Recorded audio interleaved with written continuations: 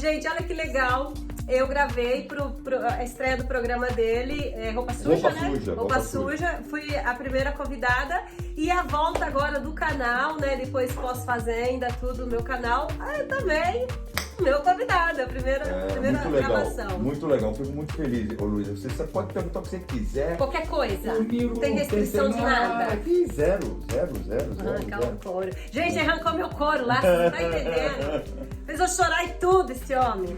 Fez eu chorar não, né? Foi muito legal. Foi emocionante. O assunto é um assunto realmente que é pertinente para se falar. Isso. E você, mais do que ninguém, tem autoridade para falar porque vivenciou, infelizmente, esse fato, né?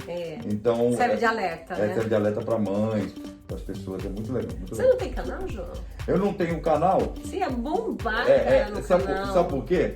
Porque é o seguinte, eu faço tanta coisa, tanta coisa. Tem a televisão, você vê, eu gravo, eu sou responsável junto com o Rafael pela direção, coordenação, tem o João Kleber Show, estamos voltando com o teste de fidelidade de uma nova roupagem, tenho outras atividades fora a televisão também, então isso me deixa muito a mil, né? Mas eu gostaria um dia de gravar no canal. Então vamos começar primeiro com a carreira de sucesso. Né? Ele falou, gente, no programa dele, que eu também não sabia, né? Que você já foi morador de rua, né? Quer dizer, não morei na rua, morei na praia. A diferença era rua pra praia. Em vez de ficar no cimento, ficava na areia. Não, foi uma fase da minha vida quando eu saí de São Paulo, com 17 anos, para ir pro Rio de Janeiro. Porque na época eu só tinha duas televisões, era a TV Tupi e a TV Globo, né? E eu queria ser roteirista de humor. Eu fui pra TV Globo, mas eu não consegui de imediato. E eu fui batendo na porta. Eu cheguei em janeiro. Janeiro tá tudo de férias na Globo, né? Em qualquer emissora, né? Na época. Isso foi final, comecinho dos anos 70 ainda, meados dos anos 70. Então, eu cheguei lá e não tinha onde ficar, eu não ia voltar. Você não tinha nada em hotel? Não conhecia ninguém? Não, eu pensei, olha a cabeça de jovem daquela época, né?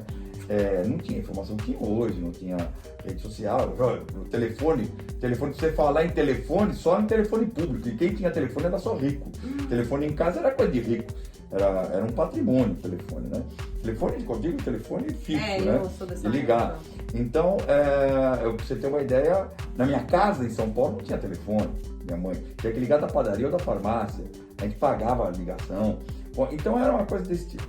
E aí eu peguei um ônibus, fui direto pro Rio de Janeiro, achava que ia arrumar lá um negócio, um emprego já, ia sair, já ganhar um dinheirinho, eu tava só com o dinheirinho contado. Chegou no terceiro dia, já não tinha mais dinheiro. Aí eu fiquei morando. Você ficou quanto tempo na rua? Eu fiquei quase um mês. Mas eu tive e quando chovia, o que você fazia? Eu ficava numa lanchonete que tinha lá, o cara era muito legal comigo. Muito legal. E pra comer? Boa pergunta, o cara da lanchonete. E você tem contato com ele ou não? Não, nunca mais. Não, tive até uns 15 anos atrás. Mas a lanchonete acho que ainda existe. Você não faz uma história disso lá? Isso é muito legal. Manda alguém lá cobrir tudo e você nada. Boa ideia. Inclusive a casa que eu nasci, aqui em São Paulo. São Paulo, na Parada Inglesa, ainda tá lá. A casa. Você podia fazer ainda isso. Tá acasalada, onde fomos todos meus irmãos criados. Quantos irmãos vocês são? Somos um total de 6 irmãos. Né? Eles estão lá. Eu tenho uma irmã com 92 anos. Eu sou filho temporão. A minha mãe teve o primeiro filho com 14. Seus pais são vivos? Meu pai não são mais. Meu pai morreu, eu tinha 12 anos. Putz, na hora que o menino mais precisa do pai, né? Exatamente. E a minha mãe morreu em 99. Chegou a ver, sucesso, coisas todas e tal. E aí, minha mãe, eu sou imigrante português, meus pais são descendentes de Portugal, são portugueses. Meu pai e minha mãe, do norte de Portugal. Você vê como é que é o mundo. Desde que eles vieram de Portugal, nunca mais voltaram a Portugal. E eu fui trabalhar em Portugal.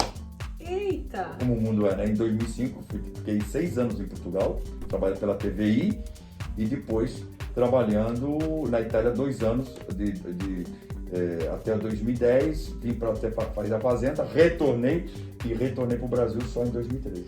Ô João, aí você tava lá, felizmente, estava morando na rua. Daí como que foi assim? Você falou, quem que te ajudou? A Elô Pinheiro. Mas aí você encontrou com ela nessa... Não, eu já conheci a Elô.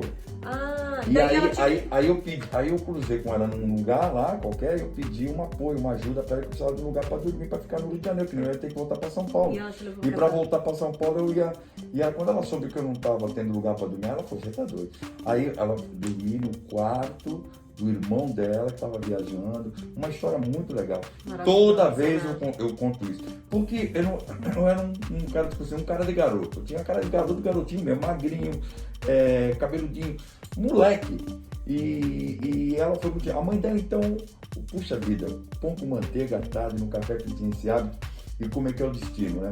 Passado anos, eu fui ter meu espetáculo dirigido pelo Chico Anísio no Teatro da Cidade, que é na Lagoa Rodrigo de Freitas. Você conheceu, né? ele? Na Lagoa Rodrigo de Freitas. O Chico foi meu diretor e do meu show. E atrás do teatro é por onde eu entrava, né? Pela parte de trás do teatro, que ali era uma universidade e atrás do teatro. Atrás do teatro era a rua onde a mãe da Elô morava, né? Onde eu fiquei, que era em frente aos fundos do teatro. Toda vez que eu deixava meu carro, entrava com meu carro, parava no estacionamento lá de trás, eu olhava pro prédio. Falei, puta, aqui a minha história começou aqui, né? E olha que eu... Passa um filme, não, né? Pô, isso passou, isso já era mais... E eu fui aos 17, e foi muito rápido até, porque eu tava com 29 anos de idade, então foi rápido, até que foi 12 anos. Então foi muito interessante isso. E não teve uma vez, eu fiquei 5 anos no teatro, 5 anos. No mesmo lugar, todo dia. Toda vez, de quarta a domingo que eu fazia o espetáculo, não teve uma vez que eu não passava ali, quando eu ia pro estacionamento, que eu não olhava pro prédio. Eu até falei um dia desse pra ele sobre isso aí, né?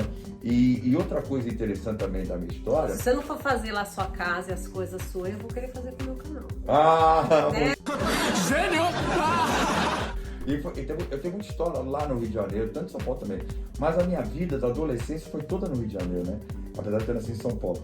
Então, quando eu fui pro Rio de Janeiro, eu fiz tantas coisas no Rio de Janeiro. Você chegou a pegar o sotaque de lá ou não? Não, meu sotaque ainda tem um pouco. E ainda por cima, quando eu fui morar em Portugal, o Lisboeta, ele fala com muitos S's e R's. Né? Então, estágio, tá vendo? Eu como estágio essas coisas todas. Então é muito Lago do Carioca, né? E eu peguei o sotaque do Carioca, porque eu tive mais tempo da minha vida morando no Rio de Janeiro do que em São Paulo. Agora sim, depois que eu voltei em 96, 95 para 96, aí depois eu inaugurei a ReteNet em 99, fiquei até 2005, aí fui para Portugal, depois para Itália, ReteNet em 2013. Então, se somar agora, todo o tempo, lógico, mais tempo em São Paulo, porque eu nasci, mas de vida assim, tirando a infância, minha infância foi bem agitada, eu tive uma ótima infância. Infância de pobre. Mas você não chegou a passar fome, né? Nada, tá. Isso nunca. Tá. Não, eu passei necessidade quando eu fui pro Rio, porque eu queria... Mas na infância você tinha, assim, vontade de ter algum brinquedo ou não? Sempre tinha, mas não tinha condição, né? Não tinha condição. Por exemplo, autorama, meu sonho era ter um autorama. Puxa, levou 4, 5 anos para ter um autorama. Você lembra do seu primeiro brinquedo? Lembro. Uma bicicleta de triciclo, uma bicicleta. Lembro, brincava em casa. Eu era de uma família humilde, de imigrantes portugueses, humilde, simples. Meu pai trabalhava na rede ferroviária e minha mãe era dona de casa, começou a acumular... Porque a história da minha mãe e do meu pai é muito legal. Porque é o seguinte, quer dizer, legal contando hoje, mas ele foi muito sofrido. Minha mãe veio com 14 anos pro Brasil, junto com a minha mãe, com a minha avó.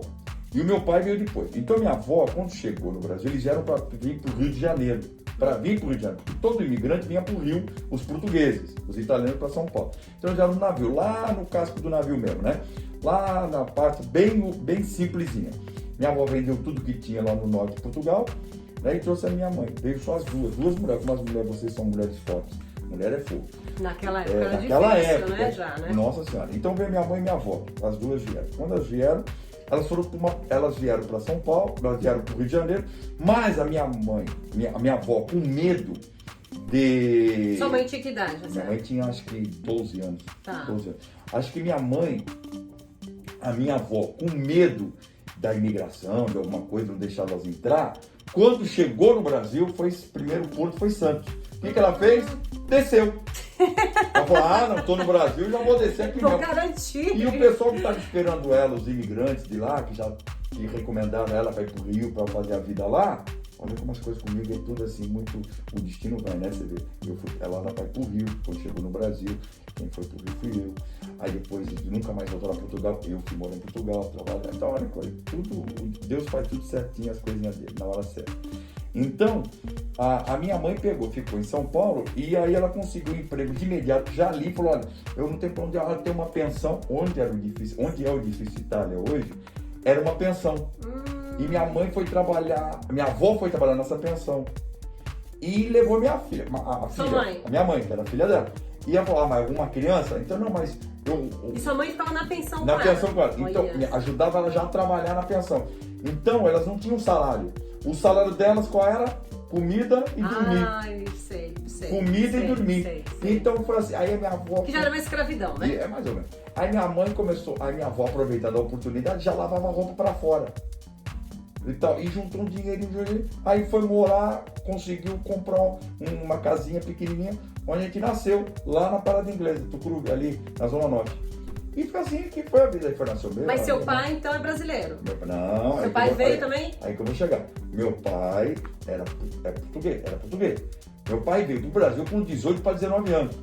E qual foi o lugar que ele foi morar? A pensão que minha mãe trabalhava. E eles se conheceram. Aí, olha como é que era com a minha mãe, com medo com meu pai começou a se aproximar da minha mãe, com 13 anos. Que naquela época era normal. Era normal, papá. Falou assim, pô, eu quero ver minha filha casada. E ainda com português, meu pai gostou da minha mãe, casou com a minha mãe. Ele com 18, sua mãe com 13. Meu pai com 19, minha mãe com 13. Tá. Aí, minha mãe foi mãe aos 14. Entendeu? E aí, quando já estava morando lá na Parada Inglesa, foi onde a minha irmã nasceu. Meu irmão mais velho, minha irmã mais velha. E sua mãe teve você com que idade? Com 46. É, uma idade... Bem... quer dizer, você foi ali... Foi o rasgo da taxa, né?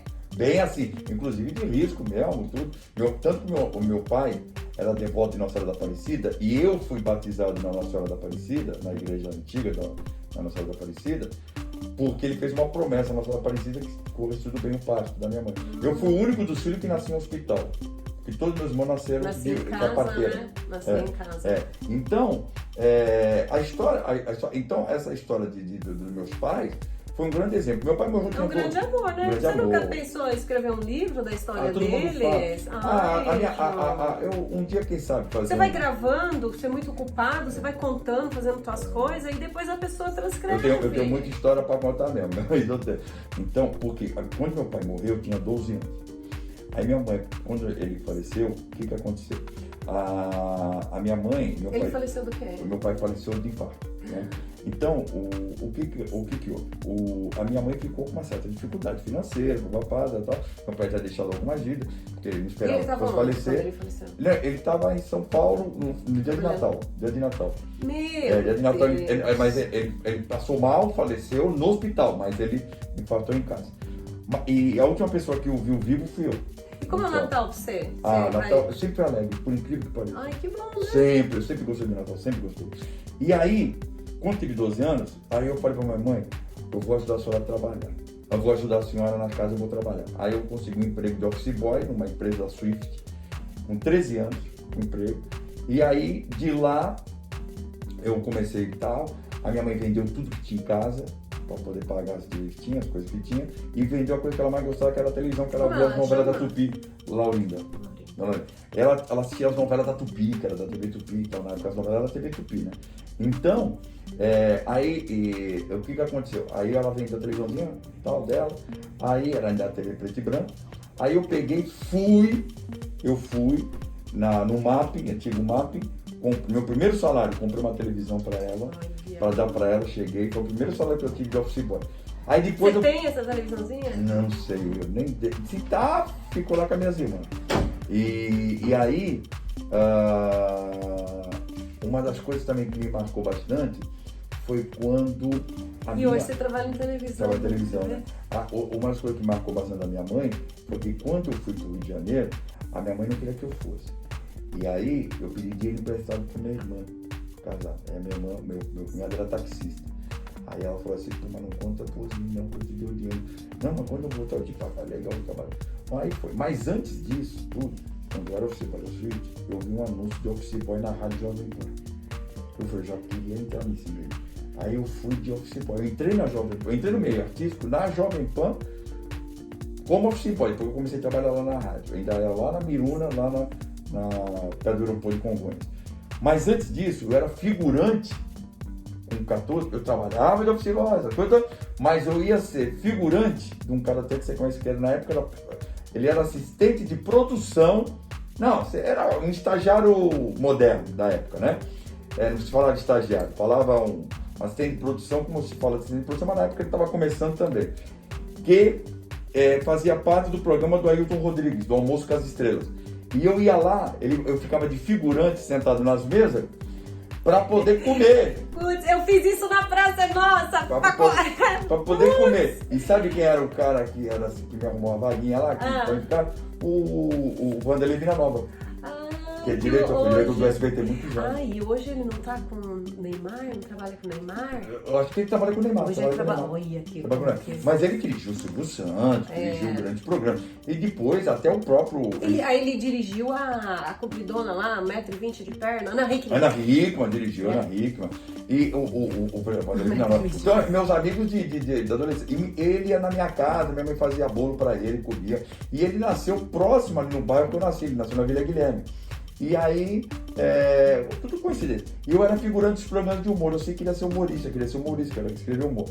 E foi assim que eu comecei. Então a minha história, ela sempre foi aquilo que nós contamos lá na tua entrevista. Foi um programa de uma vida de muita dificuldade, mas uma dificuldade que eu não sentia. Eu não sofria. E você nunca perdeu a oportunidade. Não, eu não sofria. Eu não sofria. Pra mim aquilo passava batido. Entendeu? O meu objetivo era tão grande de querer conquistar as coisas, como até hoje é. Eu penso da mesma forma que eu pensava aos 14, eu penso hoje. Entendeu? Porque é importante você pensar assim para que você esteja sempre ativo. Você esteja sempre... Por exemplo, eu não me acomodo, eu converso com o Rafael, converso com a produção. Olha, eu acho que tem que fazer isso, tem que fazer aquilo. Pô, gente, vamos mudar, vamos rejuvenescer o programa, vamos mudar as coisas. Por isso que você tá aí, que você tem o quê? Quantos anos de televisão? Televisão? Olha, nunca fiquei fora do ar desde 1977. Pois é. 77. E daí, como que você foi parar no Chacrinha? Que eu fiquei impressionada. Você conheceu ele? Você conversava com ele? Tudo? O Chacrinha é o seguinte, eu tava já na Globo, né? Eu tava fazendo na Globo. E aí,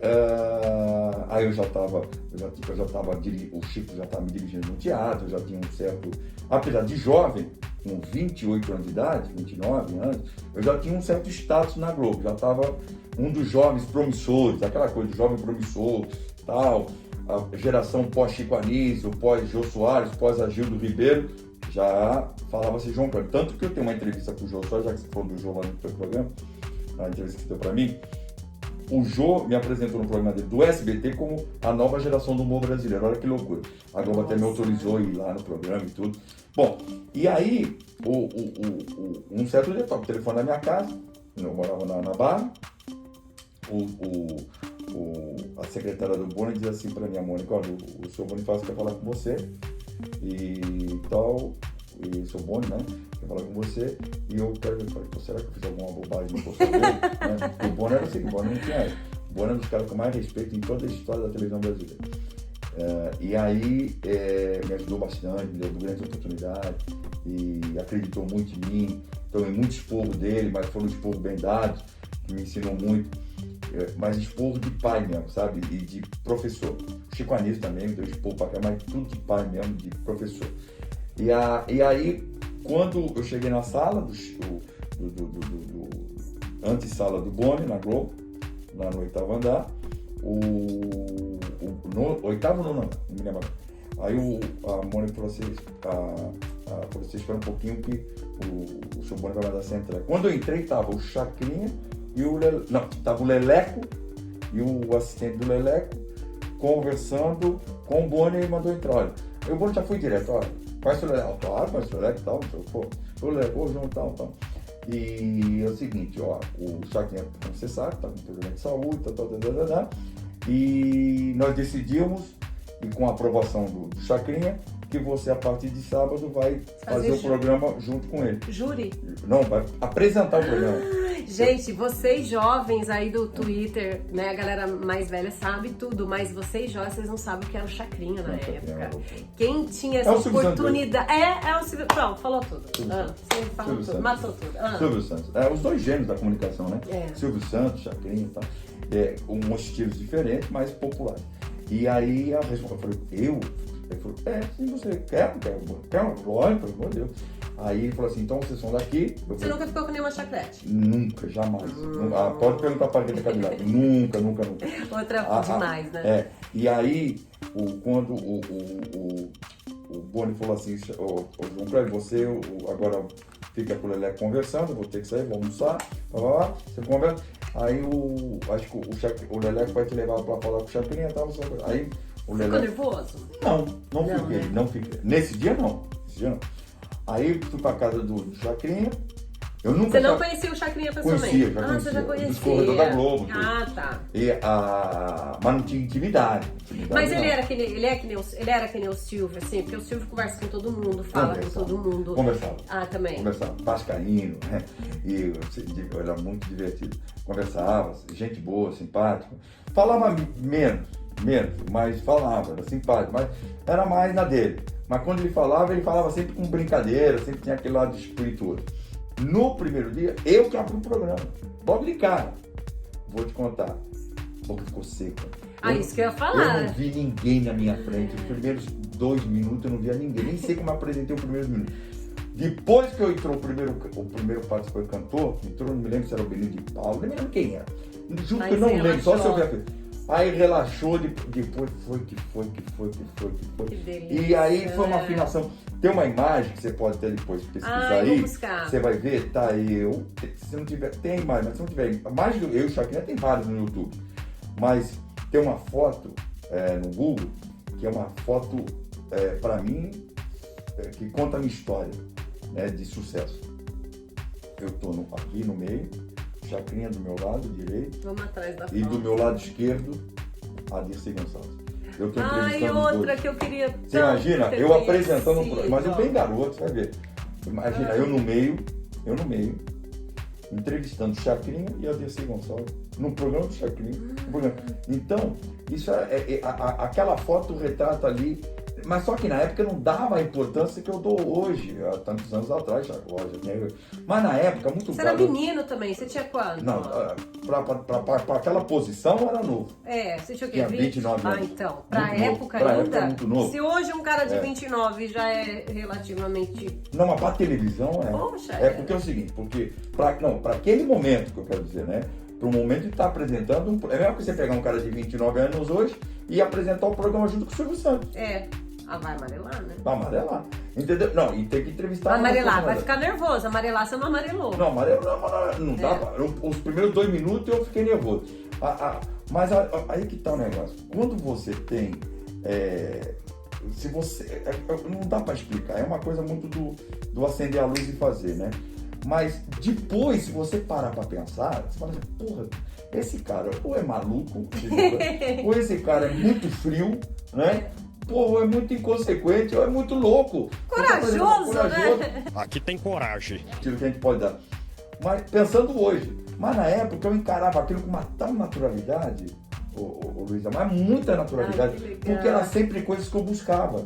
Entendeu? Por exemplo, passando isso, 2 anos depois, o Boni me chama e falou assim, João, você vai fazer um especial de final de ano de humor na Globo. Eu falei assim, os especiais de humor quem era? Era o Roberto Carlos, Xuxa e sempre um cantor, né? Só a nata, né? Só escalão. Exatamente. De humor nunca teve especial de humor. E aí ele falou, você vai fazer o humor da retrospectiva. Todo ano a gente faz a retrospectiva de sexta-feira, né? A retrospectiva do ano. Você vai fazer o retrospectiva. Vai rir da retrospectiva. Então você vai pegar todos os principais acontecimentos do ano e vai fazer uma sátira. Eu falei, pô, legal. Aí, o Boni sempre acreditou muito em mim, me deu muita força, me ajudou bastante, não só ele, o Mário Lúcio Vaz, Daniel Filho, o Avancini, o Augusto César Vanucci, o Borjalo, quer dizer, o Walter Lacer. Então, eu também tive a sorte, Luísa, de muito jovem ser dirigido por gente boa, gente né? boa. Gente não teve boa. meia boca. Chico Anísio, estreia no teatro, fazendo hoje se fala stand-up, né? Porque era monólogo. Com quem? Chico Anísio. Mas, João, deixa eu perguntar uma coisa. Então, assim, se eu estiver perguntando uma besteira, você me fala. Então, assim, você fazia muita linha do humor, mas hoje você ataca mais como apresentador. Sim. Aí foi coisa do Chacrinha.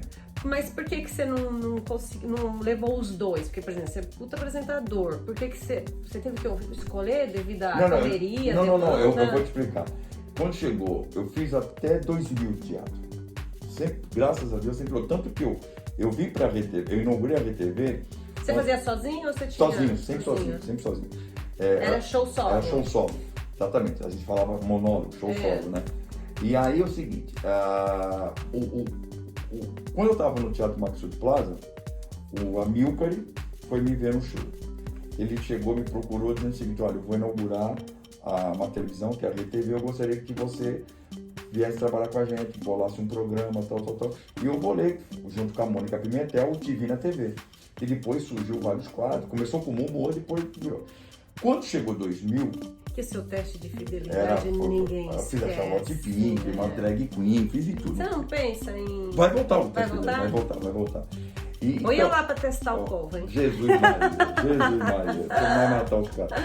Aí é o seguinte, aí o que aconteceu? Aí eu cheguei, quando chegou 2000, eu falei assim, porra, eu tô cansado. Porque eu comecei a fazer teatro com 19, assim, pra valer. Então, de 19 isso, vamos lá, mais de 20 anos, todo compromisso, todo dia, muita viagem. E teatro, você sabe como é que é, né? Graças a Deus, apesar de sempre lotar, mas quando chovia, você puta, será como é que vai a bilheteria? Você sempre fica tenso, sempre. Então, e convenção empresarial. Chegou uma vez eu fazer um show, 2 shows, um era em Manaus e o outro era em Santa Catarina. Porra, meu, foi um tal de voar que eu tive que sair 4 horas da madrugada para pegar o voo, para fazer escala em São Paulo, para fazer escala em Brasília, São Paulo, e para Santa Catarina, que não deu nem para casa. Então, isso. Aí eu comecei a fazer televisão, aí já de apresentador. E aí eu peguei para eu vou investir agora nessa pegada do apresentador. Vou deixar um pouco o humor. E fui radical, eu amanheci dizendo, a partir de hoje eu não faço mais. Mas você tem umas pegadas que você usa do humor, assim. Sim, mas isso vai ser... Que te torna algo diferente, assim, eu acho. Os meus programas fazem isso, né? Meus programas... Mas eu acho que para apresentar os tipos de programa que eu apresento, ele tem que ter um toque de humor, né? Porque senão fica muito pesado. Né? Senão fica muito pesado. Então, eu acho que o humor o humor é importante. O humor na tudo, vida né? é tudo, né? Você tem que fazer uma brincadeira ali, brincadeira lá, tirar um sarro de uma coisa ali, brincar com uma outra coisa ali, ser mais leve, usar de leveza às vezes. Então, eu gosto. Então, eu acho que o humor me ajuda muito nisso, né? E aí, eu peguei o gosto do programa popular, né, de fazer o público é louco com você, né? Quando a gente fala, por exemplo, eu falei até para as meninas, minhas fãs do Cabaré, eu falei, vou gravar com o João. Se eu conseguir uma entrevista pro canal, o que eu pergunto para ele? Aí elas falaram, foi assim. Aí pergunta pra ele qual foi a maior dificuldade dele na Fazenda. Na Fazenda? Olha, a Fazenda, vou te contar uma coisa. Eu só tive uma treta, logo no começo. Depois só foi... Não foi com a Renata Banhara? Foi com a Renata, mas não foi culpa dela, coitada. Porque a Renata é minha amiga, gente boa. Ela foi usada pra arrumar confusão comigo. Que foi ela é Vocês se falam hoje? Muito! Minha amiga pra caramba, meu. Porque outro dia me mandaram assim, Luiz, o João aqui, nessa jogada de câmera, ele faz tudo de caso pensado pra desestabilizar a Renata. Aí eu falei, não foi não. Não foi não. Não. Jogo de televisão, não precisa disso. Não, mas deixa eu te explicar uma coisa. Eu vou explicar um negócio pra você. Uma coisa que eu sabia. Eu tinha um controle absurdo. Por eu ter sido um cara de televisão muito menino... Quer dizer, se a gente tivesse essa Fazenda junto, a gente ia se dar muito bem, ou a gente ia brigar muito, né? Mas eu fui do bem lá na Fazenda, eu fui da paz mesmo, total, porque eu fui pro lado do amor, Poxa, da mas paz. eu também fui. Não, mas eu digo, mas eu fui do lado da paz, tranquilidade, eu deixava mesmo pra arrumar barraco pra vontade, eu vou te explicar antes, cara. Eu tava morando em Portugal. Coisa que eu devia ter feito. Eu morava em Portugal. Aí, o bispo mesmo me ligou, o pessoal da Fazenda também ligou, a Letícia, ligou o pessoal, o Calé, pediu, João, gostaria que você viesse. Eles queriam trazer, seriam 2 pessoas que eles queriam. Ou eu, que estava morando fora do Brasil, e estava trabalhando na TV portuguesa e na Record Internacional lá, né, em Portugal. Toda a programação da Europa saía da Record Internacional para a Europa inteira. Para a Europa, a África. Quem inaugurou a Record na Espanha foi eu. A Record na Espanha foi. Olha que legal, coisa que a gente nem sabe, Na Espanha e no Japão. Em Haramatsu, eu fiz um voo. O bispo até confiou em mim, falou assim, vai sozinho lá, tá o pessoal te esperando lá. Então, eu saí, eu fiz Lisboa, Paris, tudo sozinho. Lisboa, Paris, Haramatsu. E eu fui conexão, porque o voo da Air France, quando eu desci, eu tive que ir para outra ala para pegar o voo da JAL para descer. Porra, foi uma loucura. Foi perto do Natal até. E eu fui lá, na Espanha fui eu e o bispo, foi, bom, resumindo. Então voltando aí falando da Fazenda. Na Fazenda, essa história, a Renata não batia muito bem com a Monique Evers. Já antes de entrar na Fazenda, eu não sei explicar. E a Renata, e aí a Monique chegou para a Renata dentro da cozinha, isso vendo depois, né? Falou, ela fez uma futrica lá dizendo, o João Feira falou de você, tá falando de você, disso. E a Renata, pilhada, foi lá e me esculhambou. Eu vi essa cena. Mas aí o que eu fiz? Como eu sabia que a Renata estava acontecendo alguma lambança que não era normal, o que eu fiz? Eu fui andando pela piscina como se fosse comigo. E a Renata me xingando. Isso ali você foi de uma calma. Eu fui andando que nem... Mas como, sabe quando você tá falando, tá xingando alguém? E até as pessoas que estavam, os participantes, falaram, porra, será que o João não tá ouvindo? Porque é o objetivo. Isso vai nervando mais da pessoa. Não, eu peguei, deitei tava sol, eu deitei na esteira ali lá, que tava, na cadeira do sol, e fiquei tomando sol. E você é assim, da pessoa ficar enchendo o seu saco, você fica assim de boa? Olha, que louco, né? Não sou. Mas eu falei, pô, mas ali tá alguma coisa estranha, porque a Renata é minha amiga, não sei porque ela... Mas aí eu vi, na fresta, tinha uma fresta, eu vi que a Monique tava lá na cozinha, tipo, ó, tá lá, ó. Falei, pô, a Monique, eu já sabia que as duas não se bicavam. Eu falei, tem rolo nessa jogada. E aí eu fiquei na minha. Aí que eu fiquei mais na minha. Tanto que depois nós fomos por causa dessa discussão, nós fomos dois lá na época de vocês era o quê? A gente não é confessionário, Não era baia? Não era baia? Na oficina. Na minha época era outro nome, não era baia. A baia é baia quando você vai lá pra outra casinha. Outra casinha. Casa mais simples. É a casa mais simples que você sai da sede e depois tá. Mas no nosso, quem vai pra lá é quem já ia pro paredão mesmo. Roça. Pra roça. Isso, roça. Era roça. Obrigado, Daniel. Aí nós íamos pra roça. E aí da roça ia até a prova. O que vencesse a prova voltava para ser o fazendeiro. Então fui eu, o Gui de Pádua, que era o paraquedista, esportista, hein? E a Renata Banhada. O que aconteceu? Foi nesse que a Rê saiu, né? Foi nesse que ela saiu. E aí eu ganhei a prova, mas eu ganhei a prova de resistência. Eu falei, pô, o paraquedista vai ganhar essa porra, então vai pro paredão. Você nem esperava que ele porra, não. Aí quem vai lá pra eliminação, pra votação é eu e a Renata. Olha, tranquilo, pô, paraquedista, esportista. Quando eu vi que era prova de resistência, eu falei, ferrou. Mas aí eu pensei, falei, pô, a prova de resistência até a página 5, porque você tem que usar a porra da cabeça. Quem come rápido, come cru e frio, né? Eu falei, pô, eu vou na minha, porque o cara vai acelerar. A Renata sabia que não ia ganhar mesmo, né? Não por nada, porque a Renata estava muito tensa. Aí atrapalha. Ela estava tensa. E tanto que a gente conversou, trocou ideia, a gente já começou a ficar bem lá dentro mesmo da roça. Né? E ele, quando ele viu que era a prova de resistência, ele falou, ganhei. Aí ele sossegou. Ele sossegou. E eu pensei, falei, pô, eu vou por aqui. Era resistência e obstáculos. Falei, eu vou na boa. Eu vou no meu time. Porque eu vi que a Renata estava tensa, estava muito nervosa. Você não ficou? E eu não fiquei, zero. Ai, que ótimo. E fiquei fazendeiro, e ela acabou sendo eliminada. Né? Foi isso aí. Agora, a Fazenda eu me diverti mais do que... Eu fiquei um mês lá. Eu me diverti... Você faria de novo? Não faria. Você ganhou bem pra ir? Eu ganhei bem. Eles pagam bem, né? Ó, porque na época que era pra ir o Jesus ou eu. Estavam decidindo entre duas pessoas que estavam fora do Brasil. O Jesus, que era um namorado da Madonna na época. Mais legal você. Né? Não, mas na época o Jesus estava namorando da Madonna, bombando e tal. Mas ele tava já trabalhando como DJ, tava com muitos compromissos. Não podia. Não podia, tava com problema nos Estados Unidos, acho que ele tava em Miami e tal. Aí vieram me procurar. Aí eu falei, tá bom, se for mesmo Caxias de Jesus, eu vou. E aí não queriam dizer que eu era o Caxias de Jesus, mas eu sou. E aí eu falei, pô, aí fui e tal. Qual era? Isso aí não pode, né? Não pode. Então, ô, João, você ficou quanto tempo ao todo? Um mês. Um mês, bastante. Um mês e meio. É um mês. Tenso. Eu fui o quinto eliminado, quarto ou quinto eliminado. Eu fui a... Teve uma expulsão na minha fazenda. Fica tenso. A Duda, também, lembra né? da Duda? Lembro. Foi na piscina, uma brincadeira, uma né? gente boa pra caramba, Duda, puta gente boa. Ó, eu vou dizer uma coisa pra você. Você tá vendo o BBB? Eu vejo o BBB. O que você acha? É muito cedo pra falar, né? É muito cedo. Mas quem hoje, assim... Eu gosto muito de reality, sabia? Eu acho reality muito legal.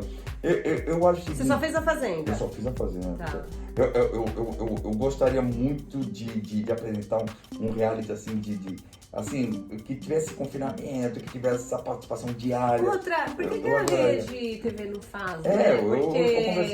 Porque... Eu converso sempre com a televisão sobre isso. O Mion saiu. Não, eu vou aqui. Não, mas eu digo... Aqui na casa, aqui né? Na Rede TV mesmo, né? Eu gostaria muito aqui na Rede TV de fazer um reality, assim, um reality de competição mesmo, diário, assim... Porque a galera gosta. Você sabe que em Portugal, eu cheguei a apresentar um projeto uma vez de um reality de casais mesmo, né? Então, eu acho muito legal. Eu acho o reality ele te prende mesmo. Tem a ver. Você vê o meu programa da manhã, você vê, tudo pessoas. Ali são tudo pessoas simples que participam. Você misturar celebridade com pessoas anônimas, é legal. Gostou de espiar também, né? Gostou de espiar. Ô, João, e Kleber, é seu ou é artístico? Não é artístico. Eu vou explicar por quê. Porque na época, quando eu era garoto... Alguém já tinha te perguntado isso? Já, uma vez só. Quem foi, você lembra? Eu não me lembro. Faz muito tempo, não foi recente. Não foi recente. Porque fica boa a musicalidade, né, João mas Kleber? por acaso. Eu vou explicar. Você que escolheu? Foi. Eu vou dizer, o que aconteceu. Na época, eu era garoto, não existia, ainda não era, a profissão de artista não era reconhecida. Então, existia uma perseguição artística, né? Na época na época da ditadura, existia esse negócio do problema de ter pseudônimo. Então, a maioria dos artistas da minha geração e anterior à minha geração, você pode pesquisa o nome de artistas antes da minha geração e depois da minha geração. Raramente o nome deles são esses. Então, por quê? Porque quando eu subi no sindicato, que era ali na Avenida São João, o sindicato dos artistas, ele chegou e falou assim, qual é o seu nome? Eu falei, meu nome é João Ferreira. Ele falou assim, não pode não, tem que botar um pseudônimo, bota um nome aí. Mas que nome, moço? Eu falei assim, ele falou assim, moço, me diga o nome. Eu falei assim, não, você tem que escolher, garoto. Eu sou o McLovin. E o nosso negócio lá embaixo? O menino. Menino? Como é que fala? Ai, outro dia o menino usou uma expressão. Tigrão. Tigrão, achei ótimo. Porque é o seguinte, ele tem que... O seu é um tigrão, é um tigrinho, é um tigre? Eu vou deixar pra Mara falar. Não, mas a mulherada quer saber. Mara, desculpa. É o seguinte, eu acho que é um tigre que funciona. Aí o que acontece? Olha só, se a gente fica sabendo do João Kleber, se é um tigrão, se é um tigrinho. Aí o sangue, ele vai bombear mais ainda. Então ajuda, por incrível que pareça. Entendeu? Por exemplo, até digo o seguinte, o Viagra... o azulzinho. É perigoso. Então você nunca tomou. Não, pelo amor de Deus. Tem muito cara novo morre, que... para o coração. Porque o cara mistura bebida. Mistura não sei o que mais. Com Viagra, porque o Viagra é o seguinte, ele só vai bombar, toda a parte sanguínea vai para um lugar só, para lá. Então, e a outra? É onde tem o choque, onde ela pode ter um infarto fulminante. E isso não independe de idade, porque a gente tem um amigo nosso que eu acho que foi isso. Sim, pode ter aquelas 11 paradas lá, a gente acha que teve um azulzinho na parada. Não só isso, mas também bebidas, uma vida sedentária, tudo combina. Aí a pessoa fala, não depende de idade, meu.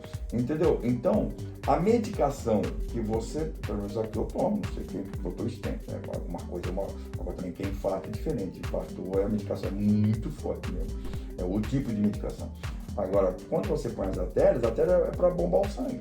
Então o sangue vai bombando tudo, né, minha amiga? Eita, então, Vai você já tudo. sai. Aí o sangue bomba mesmo, né? Ô, João, aí você já sai na frente, né? É verdade. Mara. Medicação, quer dizer, é uma medicação que não é um azulzinho, mas é uma medicação que faz o sangue bombar para todo lado. Tá vendo? Tá vendo? Ô, João, a última pra encerrar. Você falou que você e ela é de boa, assim, que vocês dois ali e tal, 4 paredes. Vocês são adeptos, assim, aos brinquedinhos ou não? Vocês acham que não? Olha, Vocês acham que é legal? Olha, eu não sou nada contra, mas nós nunca, ainda não usamos. Mas se tiver que usar, vamos usar, não tem problema nenhum. O bom que você tem irmã. Que signo você é? Eu sou leão. Ai. E ela? Ela é de aquário. Ai. E eu aqui, você falou tão bacaninha, bonitinho no meu programa também, que você falou sobre o negócio de relacionamento, que eu acho o seguinte, eu acho que hoje está faltando um respeito, né? Porque eu fui criado, você falou de mãe e tal, eu fui criado por uma mulher, pela minha mãe, né? Depois eu, com 17 anos, como eu já contei aqui, segui a vida. Mas tudo que eu aprendi foi com as mulheres. Então eu sempre tive esse respeito com a mulher, né? Esse negócio de, por exemplo, eu prefiro estar errado, mesmo estando certo, eu prefiro estar errado só para não bater de frente. Então esse negócio de ver as mulheres serem agredidas, eu acho isso um choque. Eu nunca vi pelo contrário, minha mãe que levantava a voz pro meu pai. Eu nunca vi meu pai falar para minha mãe, enquanto ele foi vivo, nunca vi. Então, eu nunca vi o meu irmão falar para minha cunhada, zero. Então eu aprendi dentro de casa. Então eu nunca, por exemplo, quer ver uma coisa? Eu odeio grito comigo em casa. Odeio. Então é o seguinte, mas se eu não gosto de grito entre um casal, você imagina a agressão. Então eu acho profundamente triste, desnecessário. Eu acho que a violência verbal ou a violência física é chocante.